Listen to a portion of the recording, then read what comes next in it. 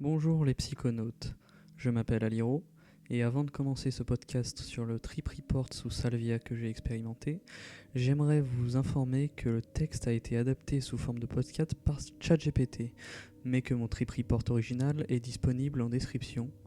Et par ailleurs, tout ce qui a été écrit par ChatGPT a été relu et corrigé pour correspondre le plus fidèlement possible à mon expérience originale.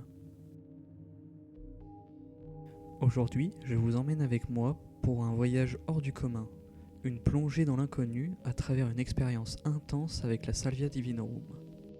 J'ai découvert cette plante à travers les vidéos de l'excellent youtubeur Deltaplan, ce qui a piqué ma curiosité. Naturellement, je me suis beaucoup renseigné avant de me lancer et j'ai décidé d'acheter des feuilles non extraites de Salvia divinorum. La première tentative, un pur échec. J'ai essayé de fumer les feuilles dans un joint sans le moindre effet. Alors je suis passé à l'étape suivante, une extraction à l'acétone sans résidus que j'ai trouvé sur le même site où j'ai acheté les feuilles. Le jour du test, j'ai commencé tout doucement avec une toute petite dose dans un bang que j'avais acheté il y a quelques semaines de cela, juste pour tester.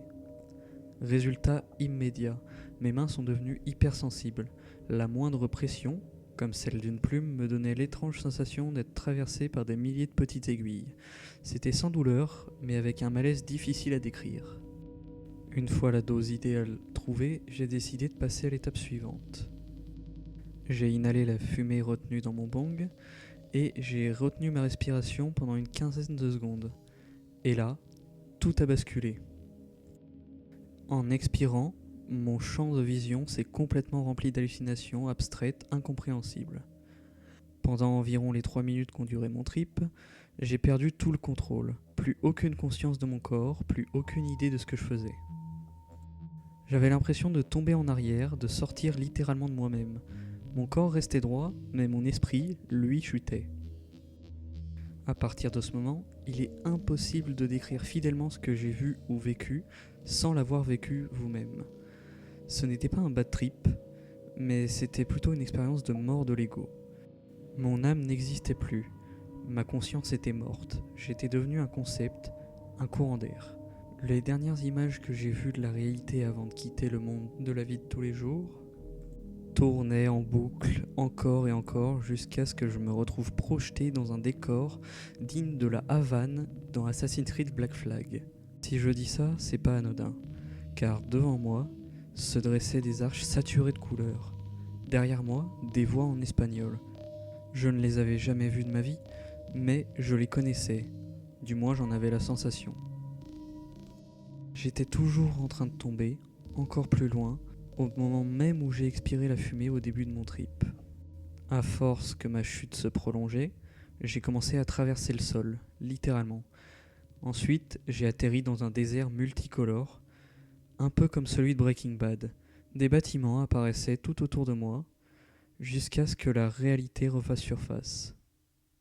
Le retour a été vraiment brutal. Ça a été quasiment instantané, ça a dû prendre plusieurs secondes, mais pas plus. Mon champ de vision était complètement revenu, à part quelques petites hallucinations et distorsions résiduelles de la salvia, mais mon corps, lui, ne répondait pas encore. Quand je voulais bouger mes jambes, c'était mes bras qui se déplaçaient. Je savais plus où était le haut, ni le bas, ni même si j'étais encore sous salvia. Finalement, j'ai réussi à reprendre le contrôle de mon corps, j'ai réussi à me lever et à marcher vers ma douche. J'ai commencé à me laver, mais même là, les gouttes d'eau formaient des spirales sur la vitre. J'avais peur de rester coincé dans cet état. Ce qu'il y a d'assez étrange avec cette drogue et que je ne savais pas à ce moment-là, vu que j'avais envie de ne plus halluciner, j'essayais de résister, mais résister prolonge en réalité les effets. Je fais une petite parenthèse, mais Deltaplan l'expliquera sûrement mieux que moi. Ce que je n'avais pas pris en considération avant mon trip, c'est que avec la Salvia divinorum, on a de gros problèmes avec la réalité après. Pour faire simple, la réalité de la Salvia, malgré qu'elle ne soit pas plaisante, elle paraît plus réelle que la réalité elle-même. Je sais, c'est un peu compliqué à s'imaginer, mais essayez d'imaginer. Le lendemain, pendant presque 15 heures, j'ai eu du mal à revenir complètement à la réalité. À ce moment-là, j'étais encore en seconde, et Comme un abruti, j'avais pris ça en pleine semaine. Finalement, le retour en cours m'a fait du bien. Voir mes profs, mes camarades me ramener un peu sur terre, mais avec de gros flous mentaux. Je me demandais régulièrement, est-ce que je les connais vraiment? Est-ce que c'est pas une hallucination créée par la salvia? Est-ce que tout ça est réel? Est-ce que je suis encore sous salvia? Ces questions m'ont hanté pendant quasiment toute la journée, mais petit à petit j'ai senti que j'étais revenu, entier, sain et sauf. Et voilà mon trip report. Je tiens quand même à préciser que la salvia n'est pas un jeu. Même la surestimer, c'est encore la sous-estimer. Mon trip n'a duré que 4 minutes, mais j'ai eu l'impression d'y passer 20. Alors si vous décidez de l'explorer, faites-le dans un cadre extrêmement contrôlé, un set and setting irréprochable et jamais en soirée. Si possible, faites-le jamais seul et surtout avec un trip-sitter qui est au courant de ce que vous faites et de ce que vous prenez. Je ferai certainement d'autres trip reports à l'avenir, mais je ne sais pas encore de quelle substance je vais parler. Alors le prochain podcast risque d'être dans un petit moment.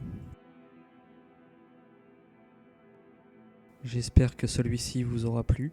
Prenez soin de votre esprit et souvenez-vous qu'il ne faut pas forcément aller plus loin pour se perdre.